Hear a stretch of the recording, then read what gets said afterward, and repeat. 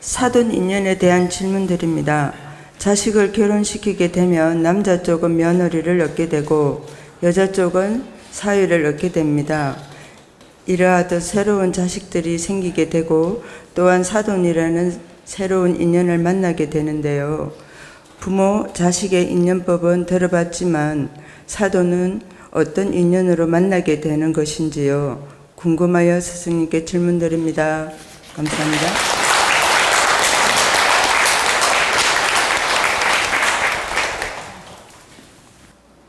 여러분들이 자녀를 결혼시키게 되면 때로는 사위를 얻고 때로는 며느리를 얻고 가족이 늘어나게 됩니다. 그런데 사돈은 가족이 늘어나는 행위 아닙니다. 다만 인연이 맺어졌을 뿐이지요. 그래서 이 사돈이 이루어지는 인연은 일반 인연보다는 깊지요.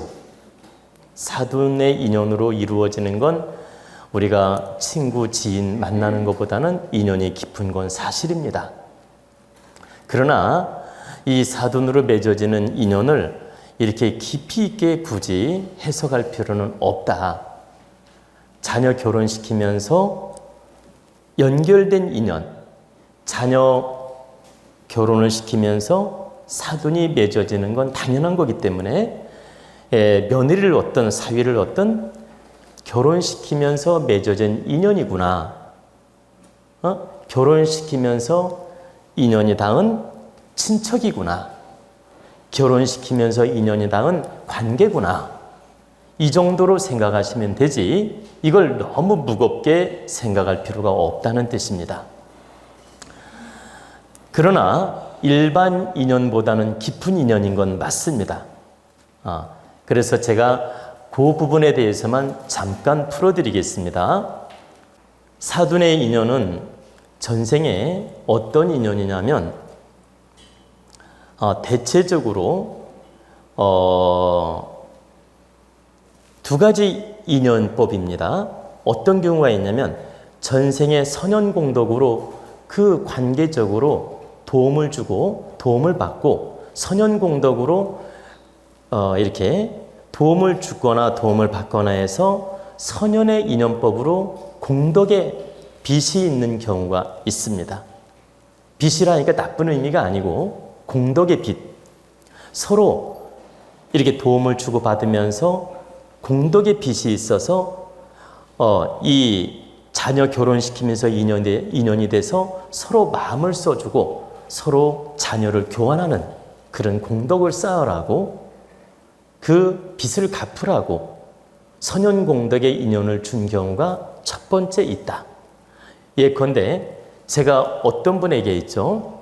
지금 현재 뭐 친구가 됐든 지인이 됐든 내가 막 좋은 일을 많이 한 거예요. 그리고 뭐 예를 들어 물질로 좋은 일을 할 수도 있고 마음적으로 좋은 일을 할 수도 있고 은혜를 많이 베푼 겁니다. 그리고 그분이 은혜를 저를 통해서 많이 받았어요. 그럼 고마움을 느낄 거 아닙니까? 그러면 후생에 사돈이 될 가능성도 있다라는 거예요. 왜 그러냐? 내 자녀를 잘 키워서 네 집에 보내지 않습니까? 이건 돈을 주는 거하고는 근본이 달라요. 여러분이 돈으로 떼이면 빚 갚았다고 생각하는 경우 있잖아. 또 돈을 빌려줘도 빚 갚았다고 생각하고. 그죠?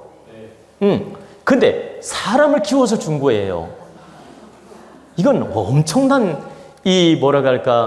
엄청난 에너지 질량으로 갚아준 거란 뜻입니다.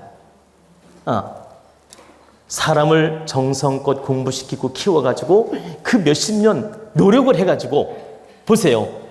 딸내미를 그 집 집안에 주어 그 집 가문에 시집을 보내서 이건 돈 몇 천만 원 주는 거하고는 비교가 안 돼. 아주 큰 은혜를 갚은 거란 얘기입니다. 그래서 선연공덕의 빚, 그러니까 좋은 빚이죠. 선연공덕의 빚을 갚기 위해서 사돈으로 맺어지는 경우가 첫 번째다. 그리고 이제 사돈 관계가 여러분 늘 다 행복한 사람 있나요? 때로는 철천지 원수가 되는 집도 있지요. 아니, 사돈이. 예. 그리고 너무너무 이렇게 자녀 문제로 속 썩다가 그 사돈 관계가 나빠지는 경우 있지 않습니까? 그러니까 자녀들을 결혼시켰는데 둘 관계가 안 좋아지고 부모를 원망하고 부부까지 관계돼가지고 서로가 집안끼리 막 사이가 나빠지고 때로는 관계가 나빠지다가 이혼을 하고 그리고 사돈끼리도 원수가 되는 경우가 있지 않습니까? 그러니까 시작은 좋았는데 아이들 관계가 나빠지면서 둘만 나빠지면 좋은데 부모까지 물고 들어가는 경우가 있잖아요. 부모까지 연관지어서 사이가 나빠지는 경우도 있고 이렇게 물귀신처럼 물고 들어가가지고 사돈 관계가 나빠지는 경우가 있다. 바로 그런 경우는 전생에 큰 상처를 준 빚의 관계라는 뜻입니다. 전생에 한 맺히게 했거나 마음을 아프게 했거나 또는 막 좀 억울하게 했거나 또는 큰 상처를 준 빚이 있거나 등등의 일은 좀 부정적 빚이 있다. 그러면 내가 애써서 자식을 키워서 딸내미를 키워서 시집을 보냈든 애써서 아들을 키워서 장가를 보냈든 이렇게 보냈어요. 결혼을 시켰어. 일생을 다 바치다시피 부모가 노력을 했거든. 근데 그걸 홀라당 다 뺏기고 좋은 소리도 못 듣고 원망 듣고 보세요. 물귀신처럼 물고 들어가고 그리고 결과는 어때? 원망과 원수로 끝나는 경우가 있잖아요.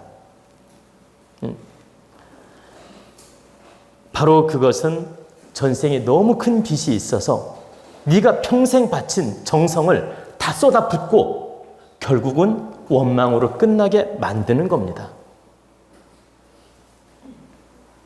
그래서 이 사돈 관계는 그 아주 선연공덕의 인연법으로 이루어지는 경우도 있고 또 전생에 아주 한 맺힌 빚이 있어서 이루어져서 그 빚을 갚게 하는 경우도 있다. 그러면 여러분이 체크하는 방법은 간단합니다.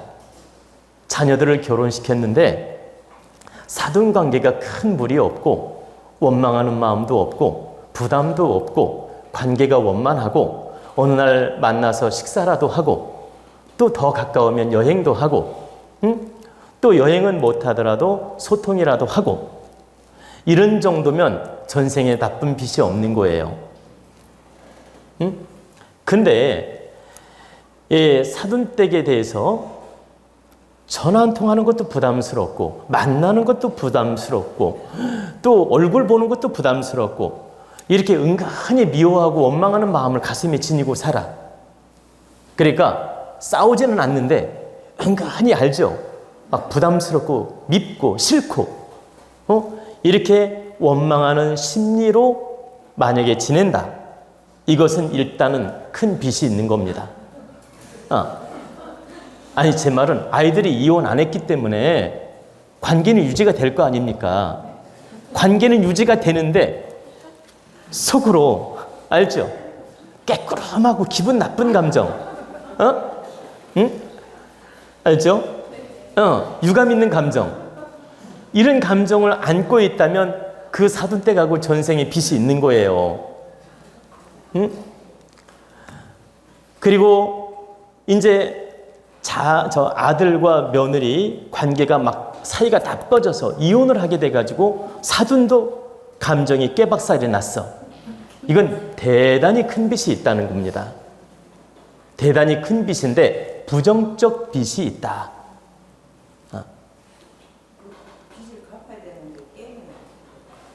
그러니까 좋게 풀어나가면 좋게 갚는 것이지만 깨박살을 내면 그걸로 너희들은 못 풀고 다음 생에 풀으란 뜻이에요. 너희들은 이 생에 못 풀으니 다음 생에 원수를 만나든 어떤 식으로든 만나서 그 업을 풀어라. 이승에 풀을 수 있는 기회를 주었는데 바르게 못 풀었으니 그 죄값으로 더 크게 다른 방편으로 풀으라고 인연을 준다는 뜻입니다. 얼마나 무섭습니까? 알고 나니까. 그래서 사돈이 딱 맺어지면 잘 알아들어야 돼요, 여러분이. 여러분 자녀들 많으니까. 딸을 시집 보내든 아들을 장가 보내든 사돈이 딱 맺어지면 어떻게 해야 될까요? 사돈의 부족함도 나의 부족함이다. 사돈이 형편이 좀 어려워도 이건 내 형편이 어려운 것과 같다. 사돈이 좀 인품이 부족해도 내가 부족한 것과 같다. 하늘이 이 인연을 주신 건 저분들을 무시하라고 준 게 아니라 저분들을 잘 품어주고 이해해주고 감싸주고 서로 도우면서 지내라고 이 인연을 주셨구나. 그러니 사돈댁이 좀 부족하더라도 내가 형편이 낮다면 돕는 마음으로 인정해주고 또 받아주는 마음으로 인정해주고 또 부족함도 살펴주는 마음을 가져야 된다. 살펴주라니까 돈 빌려주라는 말이 아니에요. 여러분 헷갈리면 안 돼. 그런 뜻이 아니라 부족함도 품어주고 감싸주고 이해하는 마음을 가지라는 뜻이에요. 그렇게 인정해주고 내가 형편이 좀 잘났고 좋았어도 교만을 부리지 않고 그분들 자존심 상하게 하지 않고 내가 좀 형편이 낮다고 해서 잘난 척하지 않고 이렇게 겸손한 태도로 잘 관계를 유지하는 게 바르게 하는 거란 뜻입니다. 그리고 사돈댁보다 내 형편이 모자라. 그러면 어떤 분들은 열등감을 갖는 분들이 있어요. 열등감을 가져가지고 사소한 걸로 오해를 하고 사소한 걸로 유감을 갖고 사소한 걸로 나를 무시했네. 우리 집을 무시했네. 지 잘났다고 우리 집을 이렇게 깐보는 거 아니야? 이렇게 열등감을 갖는 집도 있다. 예컨대 자, 남자 집안이 1000억대 부자야. 그리고 여자 집안은 재산이 다 해도 10억도 안 돼. 그러면 1000억대하고 10억도 안 되는 집하고는 차이가 날 거 아닙니까? 남자 집안은 1000억 부자고 여자는 재산이 다 합쳐도 10억도 안 돼. 그런데 둘이 만나서 결혼했어. 그러니까 1000억대 되는 부자 집안하고 결혼하니까 어때요? 이 10억도 안 되는 집안은 왠지 위축되는 마음이 있잖아. 그래가지고 사돈댁에 선물 하나만 보내도 지 잘난 척하네? 보세요. 좀 잘해줘도 돈 있는 척하네? 그리고 여행비를 댄다고 했더니 우리도 그 돈이 있어요. 잘 들어봐. 그렇게 열등감으로 그리고 정말 정정당당하게 한 말도 유감으로 받거나 오해를 하거나 열등감으로 받는 경우가 있다. 근데 이것은 매우 모자란 거란 뜻입니다. 어떻게 하면 될까요? 우리 집이 10억도 안 돼. 근데 상대 집안은 1000억이 넘는 부자야. 그리고 때로는 고관대작이거나 그러면 이렇게 귀한 집안의 인연이 닿으니 감사합니다. 저희 신랑이 이렇게 부족한데도 하늘이 이런 인연을 주셔서 감사합니다.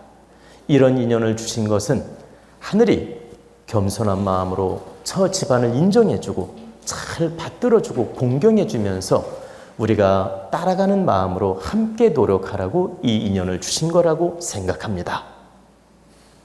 다시 말하면 못난 걸 인정하라는 거예요. 내가 부족한 걸 인정하라는 거예요. 어떻게? 우리 집안은 우리 집 형편에 맞게 살고 있고 저 집에 비하면 많이 부족하구나. 이걸 딱 인정하고 그냥 모든 걸 겸손하게 받아들이고 행을 하는 겁니다. 그리고 그분들이 어떻게 하든 있는 그대로 좋게 받아들이는 거예요. 열등감으로 받아들이지 말고 그분들은 절대 긍정적으로 하는 행위지. 보세요. 내가 물질을 베풀든 좋은 행으로 베풀 때는 좋은 마음으로 베풀 때는 좋은 뜻으로 한 것이지 무시해서 한 건 아니라는 거예요. 그리고 무시한다, 열등감, 자책감을 갖는 건 내 생각이라는 걸 여러분이 알아야 된다는 뜻입니다. 그리고 설령 상대가 돈 있다고 약간 무시하는 태도로 했다고 하자고. 예를 들어 설령 그렇게 했을지라도 내가 그걸 달게 받아들이는 마음을 가져야 된다. 제가 말씀드리는 건 무시하는 행위로 하지 않을 그 가능성이 많고, 무시하는 마음, 얕보는 마음으로 하지 않았을 가능성이 많고, 설령 그런 게 있다 하더라도 내 입장에서는 어떻게? 내가 부족하니 달게 받겠습니다. 우리 형편이 어려우니 이걸 달게 받아들이겠습니다. 우리가 부족하니 이걸 그냥 감사하게 받겠습니다. 이렇게 마음을 갖는 게 현명하다는 것입니다. 근데 좋은 마음으로 베풀어주고 좋은 마음으로 선물도 보내고 좋은 마음으로 잘해주었는데 그걸 자존심 상하게 받아들이고 열등감으로 받아들이는 건 옳지 않다. 근데 여기서 조심해야 될 건 없는 집보다 있는 집에서 더 조심해야 됩니다.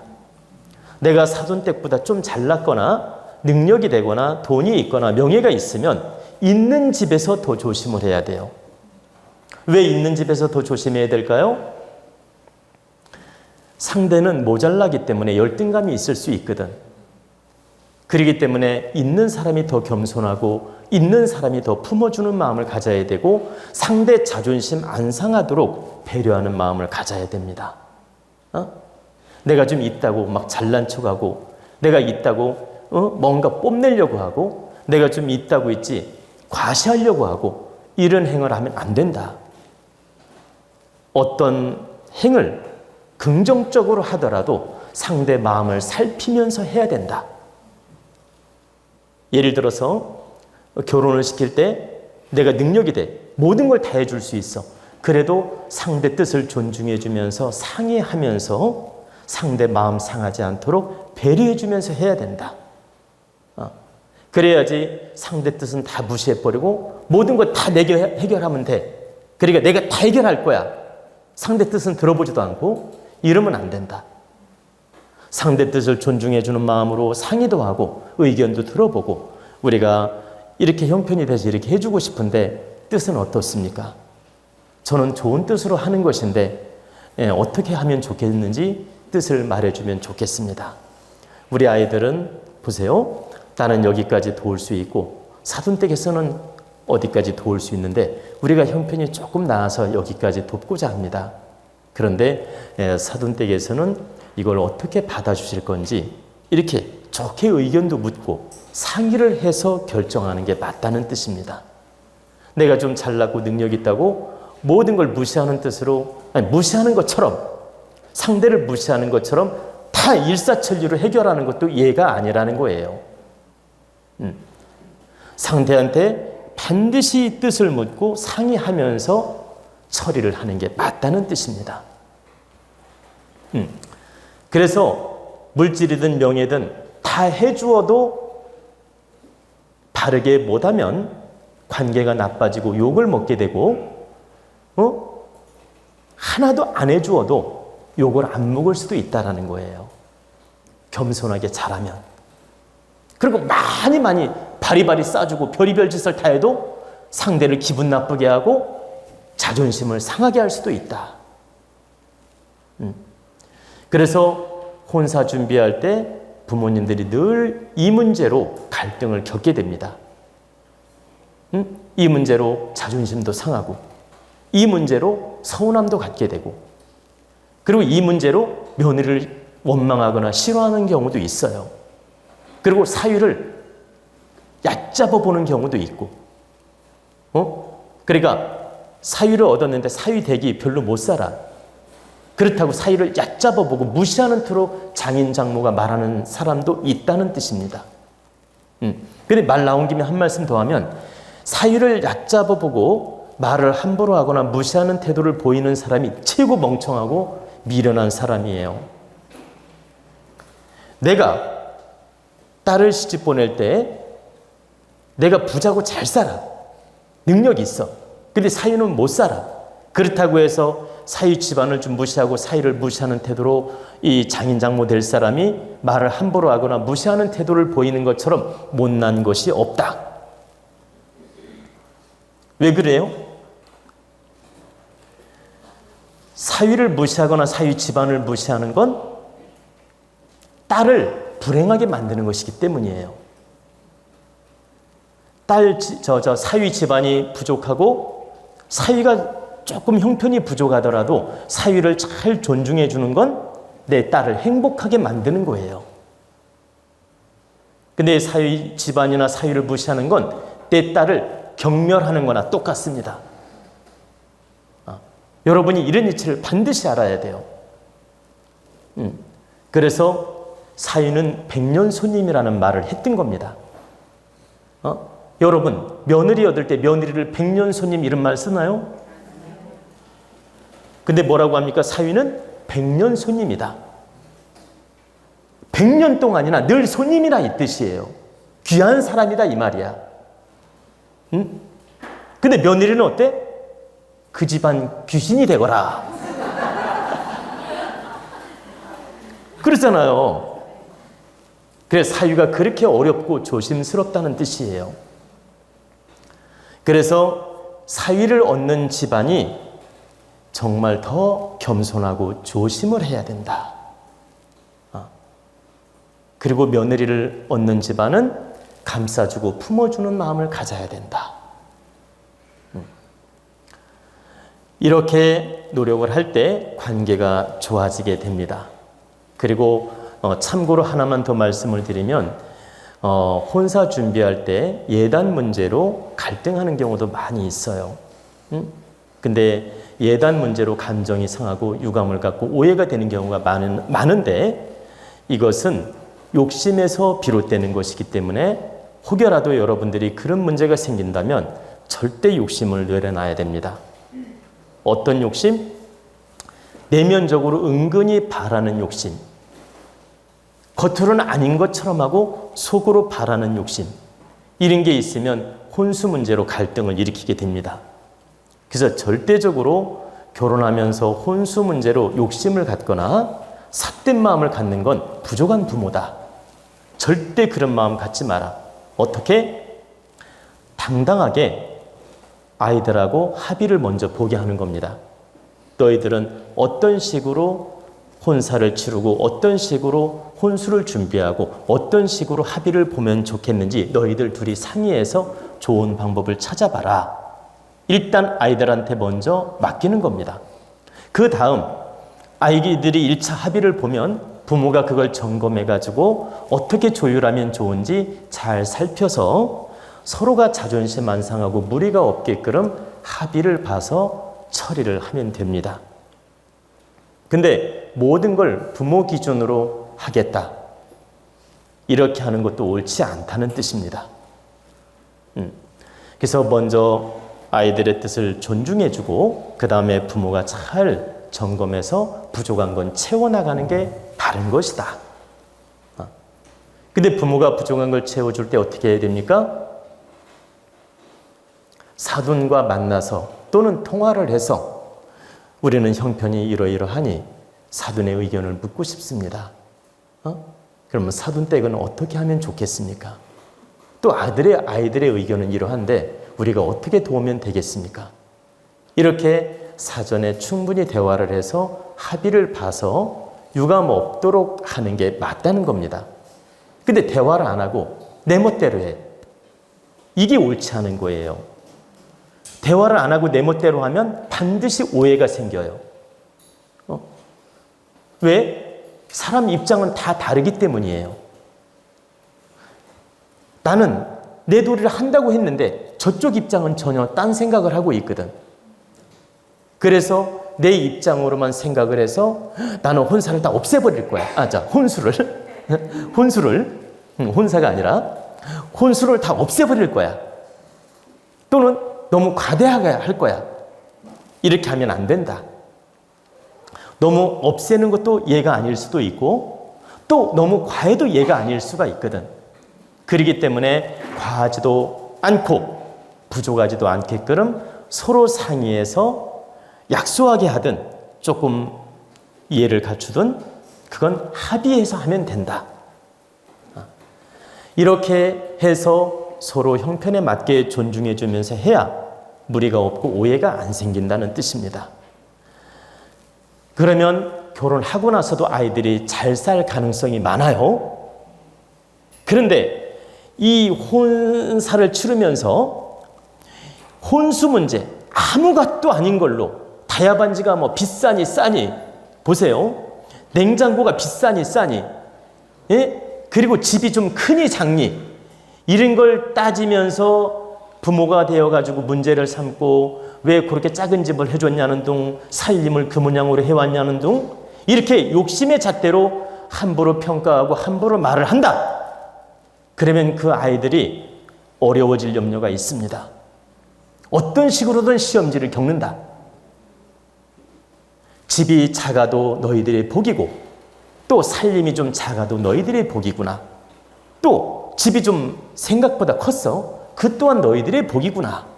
이렇게 생각을 하고 모든 걸 부모 입장에서는 받아주고 이해시켜주고 모든 걸 품는 마음으로 노력을 해야지 절대적으로 내 입장만 주장하거나 내 욕심의 잣대로 바라보고 행을 하면 안 된다는 뜻입니다. 우리 국민들 잘 들으셔야 됩니다. 자녀들 결혼시키면서 문제 일으키는 집안이 참 많습니다.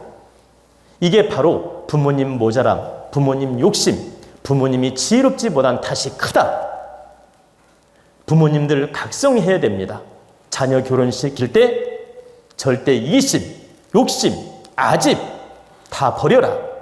항상 상대 입장에서 맞춰주려고 하고 서로 상의를 하고 서로 대화를 하고 해서 겸손한 자세로 합의를 보는 게 맞지 내가 있다고 해서 내 주장을 하면 안 된다는 뜻입니다. 항상 모자란 사람 입장으로 기준을 두어서 준비해 주는 게 좋다. 내가 상대가 모자라다면 상대 입장을 맞춰주는 게 좋다는 겁니다. 내가 있어도 항상 합의적으로 바르게 노력하라는 뜻입니다.